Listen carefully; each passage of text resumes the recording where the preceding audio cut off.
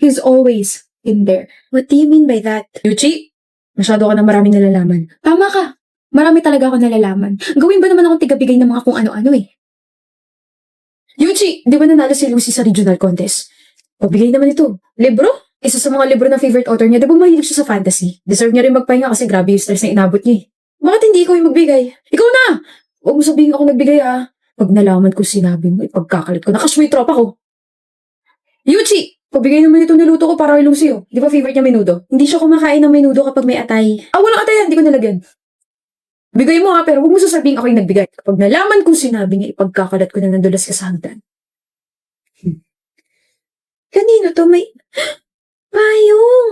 Ang timing naman kung kailan umuulan. Sa akin! Sa akin galing yan. Eh bakit nilagay mo pa sa paper bag? Regalo ko sa'yo, lagi mo kasi nakakalimutan magdala ng payong. Oh. Grabe talaga to si Eugene. Sa ibang school na nga pumapasok pero consistent pa rin. May kausap ka? Oo, yun nasa tabi mo.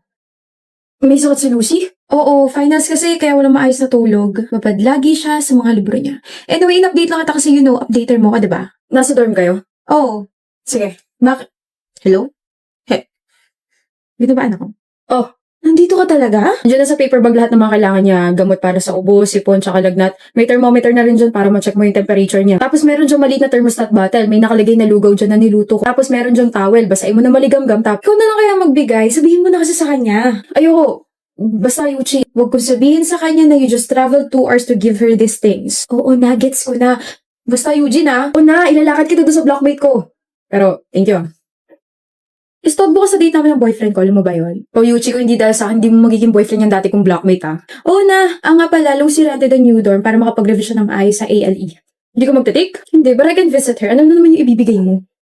Care package para sa kanya. Wow, may mga pencils na dyan na pinatusahan ko ha. May mini fan, may chocolate, candies, notepad, highlighters, ballpen, tsaka notebook. Eh ako? Ako na yung kaibigan mo na palaging tinutulungan ka. Nasaan yung akin? May nagkikare na sa'yo, okay na yun. Alam mo, sana maging kayo na ni Lucy. Paano pag nagka-boyfriend siya? Eh di, titigil na ako. Tapos wala kang babanggitin sa kanya, wala kang sasabihin sa kanya? Oh, I'm happy naman na natutulungan ko siya. Okay na, Karan. At yun ang kwento kung ano yung nangyari sa loob ng 10 taon. Exit na ako. Bye. Dagdag talaga nun. Sorry Lucy, kasi hindi ko sinabi sa'yo kasi di ba sabi ko dati na ayoko ma-distract ka. Aware ako. Huh?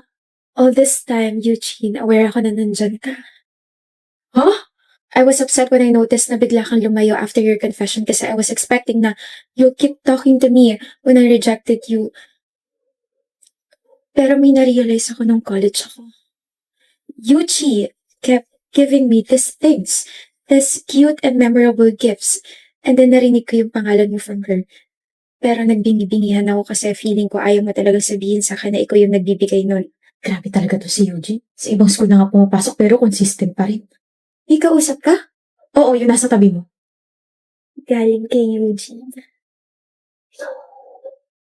Lugaw, gamot.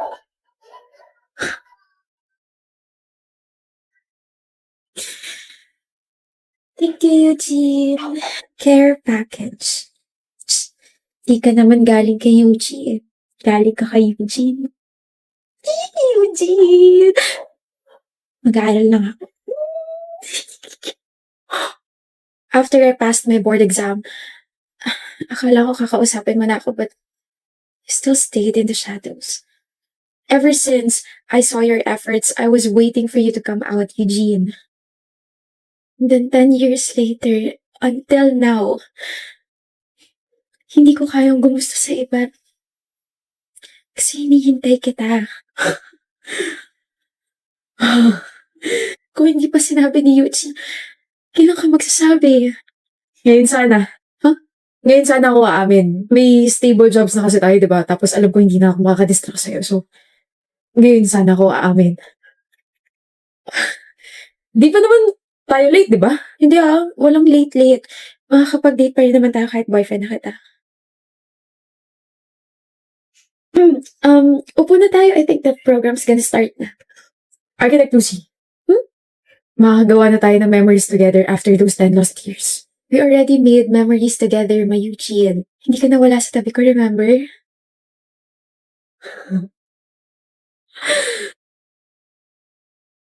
4 countries in 1 month. Girl, you are insane. Sobrang yaman mo. Ganun talaga kapag mayor yung daddy ko. Just kidding. E di nag-business class ka na naman. Of course. Pero nagkaroon ng problema nung una, nakaka-stress. My dad's assistant was so stupid. I think she was trying to sabotage me. She put me in the economy class. Economy. Can you even imagine that? I mean, I'm not sitting in the economy like a regular person. Duh. Pero di ba may private jet kayo? Bakit hindi na lang yun yung ginamit nyo? Private jet? Oh. Daddy, please, let me use our private jet. Denise, hindi nga pwede. Mainit mga mata sa akin ng mga kasamahan ko. Parang natunugan na kasi nila na I didn't even distribute the donations that I got from them ng bagyo. Sa mata nila, binulsa ko lahat ng mga yun. Which is true. Kinwento mo kaya sa amin ni Mommy yun. Tapos diba, Daddy, I got a quarter of that donation. At hindi nila pwedeng malaman yun. You know what? Maglaylo ka muna sa mga travels or sa pag-shopping mo. Stay away from social media as well dahil maraming sumasabit ng politicians dahil sa mga stubborn children nila. Kainis naman. But don't worry. Ida-divert ko yung attention nila by visiting the orphanage. Kailangan ko muna magpakitang tao. Makinig ka muna sa akin ngayon, Denise. Dad! End of discussion. The private jet was not available kasi parang may naayos yata. But anyway, I was so mad sa assistant talaga. Parang gusto niya akong pahirapan. Just be grateful na nakakapag-travel ka. Also, upgrades are limited. Baka she put you in the economy class kasi naubusan na. Stupid pa rin siya. And Jamie, for the love of someone, this is my grateful face, okay? So manahimik ka na lang if you don't have anything nice to say. You're always trying to be a bad friend, right, Kara? I'm not trying to be a bad friend. I'm just saying na hindi lahat ng tao nakakapag-travel. Also, your dad's assistant was just doing her job. Oh, please, Jamie, don't preach to me. Hindi ko fault na my life is better. That's just how the world works. Some are born to suffer. Some are born, well, like me. Yeah, born with the taxpayers' money. Ano sabi mo?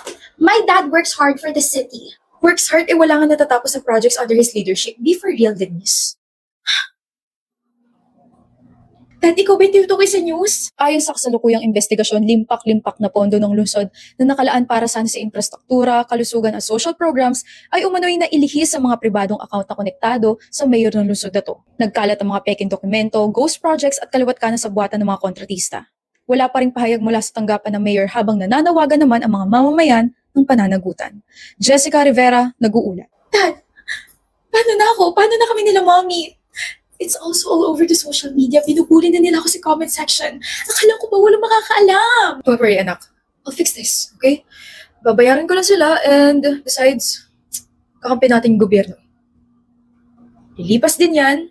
Matatabunan na ibang issues. Makakalimutan ng mga tao. I've been trying to call you but you girls are not answering the phone. My gosh, I'm glad I found you here. I need comfort. Kasi hindi maganda yung morning ko. Like, people are so gullible. They are all over my comment section saying my family is corrupt. Naniniwala sila masyado sa fake news. Bias naman itong mga cheap journalists na to. Hindi ba? Jamie, huh? Hindi ba totoo? Stop being clueless. Aware ka. Alam yung lahat yan. Tsaka hindi lang yung sabi-sabi, Denise. May audit, may documents, may evidence. Alam mo, Jamie, kontrabida ka talaga. These so-called documents are probably for my dad's enemies. You know how politics works and my dad is respected. Hindi siya corrupt. Kaya lang naman nagtagal yung daddy mo kasi binibili niya lahat ng mga dapat magsalita. Officials, media, and even voters. And you? Isa kang poster child ng nakaw na yaman. Yung mga relief goods at mga donations na para sa mga nasalanta, ayun.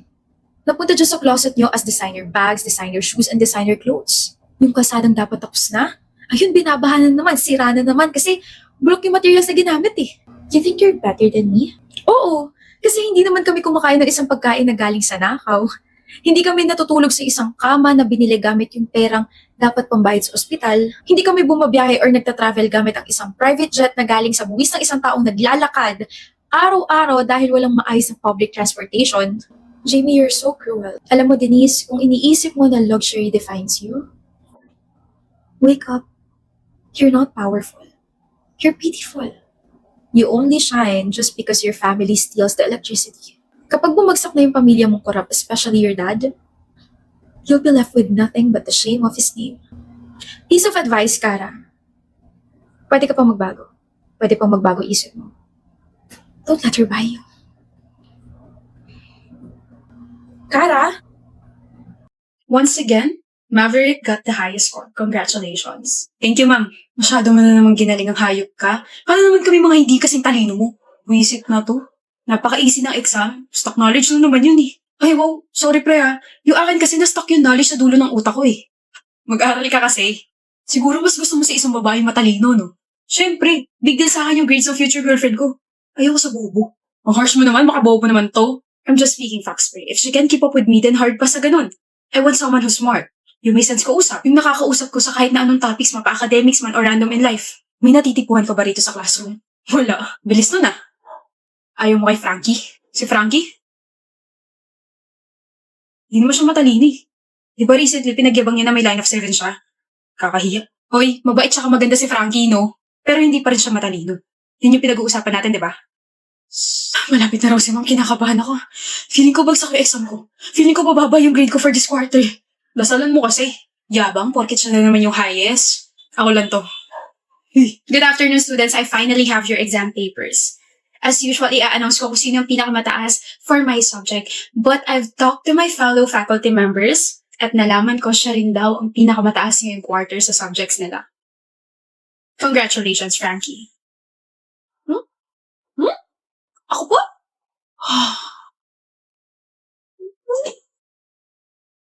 May himala. May pag-asa pa ako, Maverick.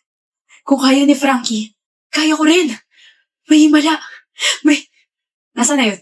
Frankie, Maverick? can I talk to you?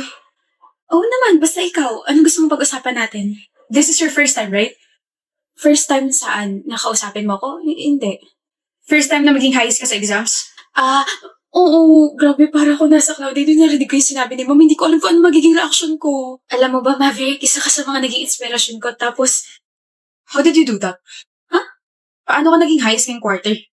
How did you do that? hindi kita maintindihan. Did you cheat? Ano? Ang weird kasi, last quarter you were bragging about your line of 7. Kung paano ka natawa kasi may 75 ka sa grade mo, tapos ngayon, ikaw nang highest sa exams natin? I don't understand. The only way for you to achieve that ay nag-cheat ka. So, did you cheat? Hindi. Pwede ka naman maging honest sa akin. Di ba gusto mo ko? I promise, hindi ko sasabihin. Hindi lang talaga ako naniniwala na biglang ganun ka. Or don't tell me, nag-cheat ka para mapansin kita. O eto na, napansin na kita. Ano ba pre? Huwag kang mangalam dito, Vance. Mangingialam ako dahil hindi ako makapaniwala sa mga naririnig ko galing sa'yo. Bakit mo inaakusahan si Frankie na nag-cheat sa exam? Because she's capable of doing that. Ganyan takbo ng utak mo, ha? Nauntog ka ba o hindi mo lang matanggap na may mas mataas sa'yo? Kasi kung ganyan ka dahil sa pangalawa kong sinabi, tain na. Sarap mo sapakin. Di ka ba na-weirdohan, Vance? Hindi. Nag-aral siya, nagsipag siya, kaya siya yung highest. Ganun ba kababa tingin mo sa aming mga slow learners, Maverick? Ano? Kapag kayo mataas ang score, congratulations. Pero kapag kami may mataas na score, nag-cheat agad? Ganun ba kami kabobo sa paningin mo? You misunderstood my point. Hindi ba pwedeng iba-iba lang talaga yung learning capacity nating lahat? Matalino ka, masipag ka, ginagamit mo yung stock knowledge mo. Pero, sorry Ako kasi kailangan ko pang ulit-ulitin yung mga binabasa ko para magets ko yun. Kailangan may mag-explain pa sa akin kung ano yung inaaral ko. Hindi ako katulad mo, pero malinis yung konsensya ko, Maverick. Nag-aral ako na mabuti, kaya siguro deserve ko naman yung nakuha kong recognition, diba? Hindi ikaw yung tipong marunong pumalakpak para sa ibang tao. Kung may girlfriend ka ngayon, at mas nataasan ka niya kahit saan, I doubt magtatagal kayo. Kasi ako pa nga lang na hindi matalino sa paningin mo na nataasan ka, ganito na agad yung reaction mo.